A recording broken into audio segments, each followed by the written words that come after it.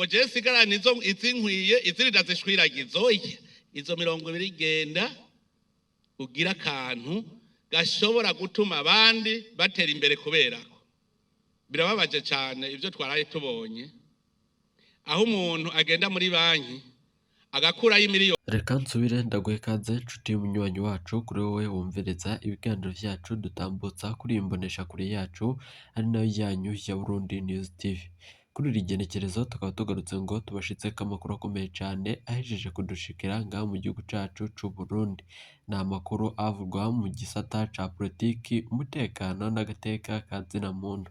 Reka ndaguhe ikaze kuri wowe wumviriza ibiganiro dutambutsa kuri imbonesha kure yacu uherereye irya nino ku migabane y'amakungu ya kure, abatwumviriza muherereye irya nino mu karere k'ibiyaga binini. Reka na mwese umviriza ibiganiro vyacu muherereye ngaha mu gihugu cacu c'u Burundi mu makomine agiye atandukanye, abariko baratwumviriza muherereye Bujumbura, abaherereye Gitega, abaherereye Muramvya, abaherereye mu bindi bisata bitandukanye vy'igihugu, turabahaye ikaze muri aya makuru n'ibiganiro dutambutsa kuri imbonesha kure yacu ari nayo yanyu ya Burundi News TV.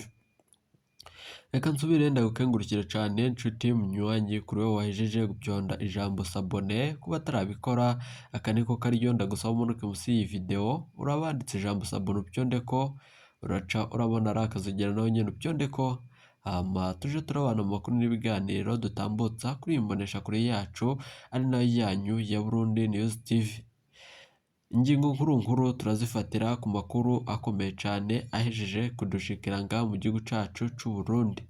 Kuri ubu ngubu General Prime Niyongabo yuba yahunze igihugu. Ni nyuma yuko hibonekeje umugambi wuko arashobora gukurwa mu mabanga agasubirirwa na Jules Ndihokubwayo nk'uko mwavyumvirije ubuhinga ngurukanabumenyi butandukanye. Abahinga mu vyerekeranye na politiki baravuga ko uyu Reverien Ndikuriyo yoba afise uruhara mu bijanye n'itoroka rya General Arengiyome Bunyoni yajanywe i Dubai hari kw'igerekerezo rya 30 Gitugutu umwaka wa 2023.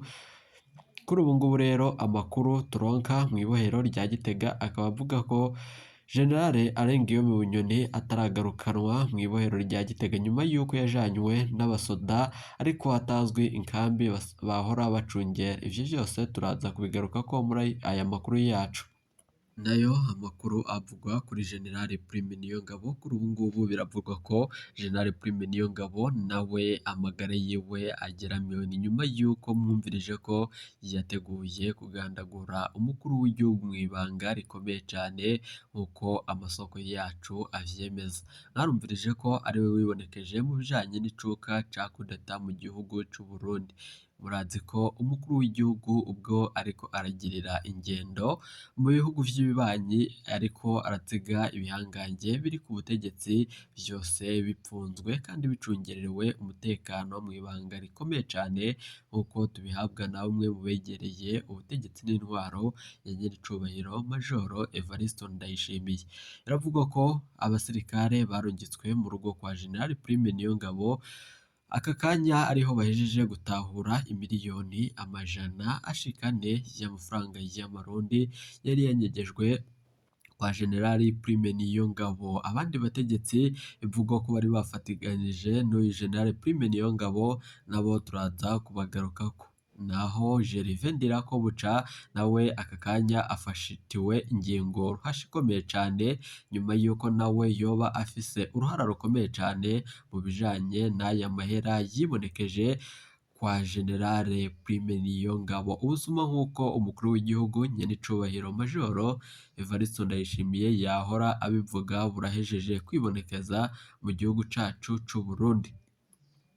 Amakuru yo kwizerwa dufise nuko General Prime Niyongabo atoba ari mu gihugu c'u Burundi, ariko nanone turaza kubigeruka ko tuvuge ko umukuru w'igihugu nanone ivyo yashikirije vyoba ari ibitanga umuco ku vyerekeranye n'iri ihunga rya Generali Prime Niyongabo navyo turaza kubibashikiriza ni nyuma y'aya makuru yacu. Reka aya makuru yacu uko twahora tuyabashitsako mu biganiro dutambutsa kuri imbonesha kure yacu, mu kanya turagaruka tubashitsako aya makuru n'andi twabateguriye mu buryo bw'idonido. Ndabahaye kaze mwumviriza ibiganiro vyacu mukurikirana ibi biganiro vyose dutambutsa. Wowe ico usabwa manuka musi y'iyi video urabanditse ijambo sabona upyondeko, uraca urabona ari akazi ugera nawe nyene upyondeko, hama tuje turabana mu makuru n'ibiganiro dutambutsa kuri imbonesha kure yacu ya Burundi News TV.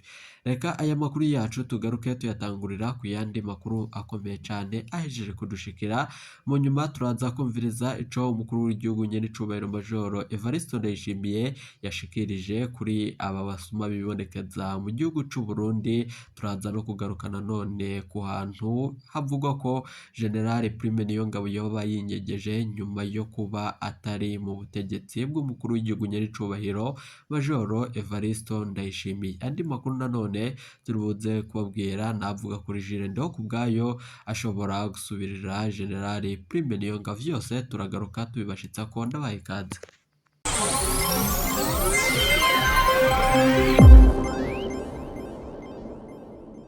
Uko twabibabwiye, reka amakuru yacu tuyatanguriye ku makuru avurwa mu gihugu c'u Burundi. Umunywanyi wa CNL apfunzwe inyuma yo gushwanira mu bunywero. Jonathan Sinzumusi yahagaritswe inyuma y'ijoro ry'umunezero mu bunywero vyakurikiwe no gutana mu mitwe hagati yiwe na Ernest Niyonizeye nyir'ubunywero nyene, ariko uwo mwene ubunywero asanzwe ari umukuru w'imbonerakure muri zone Giharo mu ntara ya Rutana mu manuko bushira ubuseruko bw'u Burundi. Umuryango w'atavuga rumwe n'umugambwe uri ku butegetsi wa CNDD-FDD usaba ko yorekurwa. Kubw'abanyagihugu bo muri zone Giharo, Jonathan Sinzumusi na Elise Niyongabo azwi ku izina rya Cege bagiye gusangira urukanwa n'abafasha babo kuri uyu wa gatanu. Kuri ubu ngubu rero bikaba vyakomeye cane. Ico kirabo ni ica Ernest Niyonizigiye arongoye imbonerakure. Abanywanyi b'umuhari w'urwaruka rw'umugambwe CNDD-FDD muri zone ya Giharo. Kuri ubu ngubu rero ku bw'ayo masoko nyene icupa riri gusa n'ivyeri ryaratemvye rirameneka. Ernest Niyonizigiye yaciye aboneraho ubwo nyene gutangura imvururu no gushwana cane. Jonathan na Elise barasavye ko boriha iryo cupa ritagiramwo na kimwe, ariko Ernest Niyonizigiye n'umukozi wiwe baciye baratangura kubakandamiza abo bakiriya bashika kuri babiri. Baranagerageje kugomba kuzana irindi cupa rigaragara ko risubiriza iryo rigasubirira iryo ryamenetse, ariko bivye ubusa baravyanka vyose. Niko uwabibonye avyigana. Jonathan Sinzumusi na Elise Niyongabo bose ni abanywanyi b'umugambwe CNL.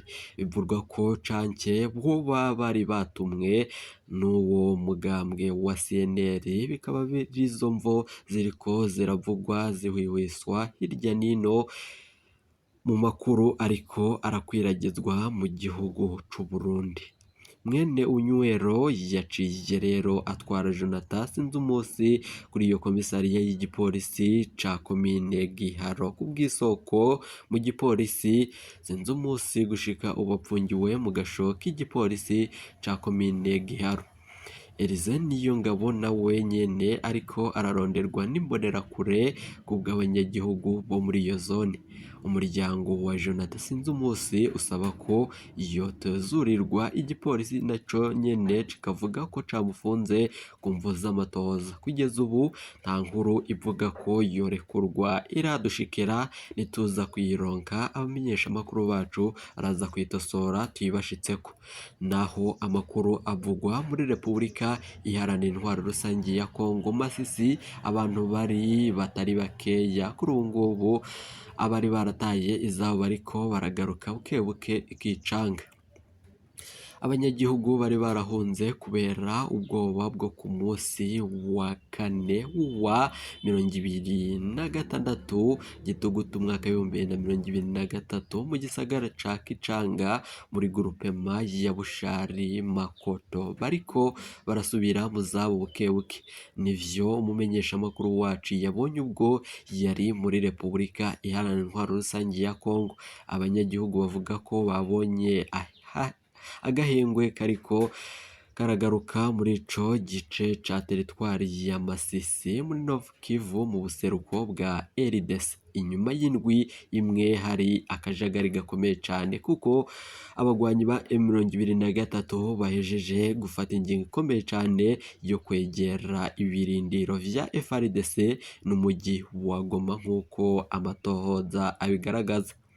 Inkuru ya Burundi News TV nanone ivuga ko Shadrack Poruku n'umwe mu bahungutse. Umumenyeshamakuru wacu yamusanze ku rwego rwiwe, nanone amusanga ku rugo rwiwe kuri uyu wa kane wa 2026 Gitugutu umwaka w'2023 amasaha make nyuma yo gushika avuye imweso aho yari yarahungiye. Asigura ko yagarutse kubera imporo iboneka muri ako karere bivuye kuko abagwanyi ba M23 bahejeje kugarukana amahoro muri ako gace nyene kari kibonekejemwo imigwano. Kubw'imirwi yo kwirwana ko ibandanya icungera umutekano muri ico gisagara. Umunsi ibintu bihinduka yagize ati nari nafashe inzira nerekeza imweso aho twabaye mu bihe bibi cane bitoroshe na gatoya, ariko maze rero kumenya ko iwacu ibihe ikicanga hariyo abantu naciye mbona ko nogaruka muhira. Ayo andi makuru nk'uko twabibabwiye mu funyofunyo amakuru yacu arashumikira ku makuru avuga ko General Prime Niyongabo amagara yiwe ageramiye. Nanone ikavugwa ko amagara y'umukuru w'igihugu nyir'icubahiro Majoro Evariste Ndayishimiye yoba ari mu mazi abirana nyuma yuko yibonekeje umugambi ukomeye cyane wo kwinjira mu bagwanyi bashasha bibonekeje mu ishamba rya Cimeza mu kibira. Ivyo byose twarabibashikirije kuri imbonesha kure yacu ari nayo yanyu ya Burundi News TV. Ubwoba buhari ku mukuru w'igihugu nyir'icubahiro Majoro Evariste Ndayishimiye, arafise ubwoba ko General Prime Niyongabo avuye mu mabanga yoca yinjira muri uwo mugwi mushasha wibonekeje muri iryo shamba ry'ikibira. Ivyo vyose uko tubandanya mu kubibashikiriza kuri imbonesha kure yacu ari nayo yanyu, reka vyose tubigarukeko mw'idonido ry'amakuru twabateguriye. Nk'uko twabibabwiye twavuze ko General Prime Niyongabo ahejeje gufatirwa ingingo ikomeye cyane nyuma y'uko yibonekeje mu migambi itandukanye, amatungo adasiguritse, imiduga. Murazi ko General Prime Niyongabo nawe yayigwije nka General Arengiyome Bunyoni. Vyose reka tubigaruke ko mu makuru yacu tuba turiko turabashitsa ko kuri imbonesha kure. Nizere ko wahejeje gutyonda ijambo sabone ku batarabikora. Aka niko karyo ndagusaba umanuke musi y'iyi video urabanditse ijambo sabone ubyondeko, uracurabona ari akazugero nyene ubyondeko, tuje turabana mu makuru n'ibiganiro dutambutsa kuri iyi Burundi News TV, ijisho ry'umunyagihugu adafise akaryo ko kwivugira. Nk'uko tubibwirwa na bamwe mu banyagihugu baturaniye canke begereye ishamba ry'icimeza ikibira, baravuga ko hari umugwi mushasha uriko urarungikwamwo imisore n'abagenerale bakabonwa binjira muri uwo mugwi. Ariko ivyo vyose umukuru w'igihugu arafise ubwoba kuko vyose biba vyakozwe mw'ibanga ntangere. Nanone tukaronka amakuru avuga ko General Prime Niyongabo amahera imiliyoni amajana ashikani yakuwe mu rugo iwiwe y'amarundi. Ivyo vyose turaza kubibashikiriza mu buryo bw'amavideo twafashe aho abasirikare bari kwa General Prime Niyongabo aribo bafashe iyo ngingo ikomeye cane. Izo miliyoni zafatiriwe biravugwa ko ari zanyegejwe mu matungo y'igisirikare c'u Burundi. Leta y'u Burundi yari yarungitse ngizofashe abo basirikare no mu zindi nzego zitandukanye mu gucungera umutekano n'imicungararo ku mbibe bitandukanye. Ari nabyo bivugwa ko hari amahera yari yavuye mu bihugu vy'ibibanyi yose yoba yaranyegejwe kandi zari inkunga zariko zirategwa igihugu cacu c'u Burundi. Generale Alain Guillaume Bunyoni nawe biravugwa ko yoba atari mw'ibohero rya Gitega nyuma yuko yari yarungitswe kubw'amabanga akomeye cane afitiye umukuru w'igihugu nyenicubahiro Majoro Evariste Ndayishimiye ku bijanye n'urupfu rw'umuhisi Petero Nkurunziza. Vyose turaza kubigarukako mu makuru yacu, ico usabwa guma kuri iyi mboneshakure yacu ya Burundi News TV. Mu kanya turagaruka tubashitsako uburyo bw'amashusho.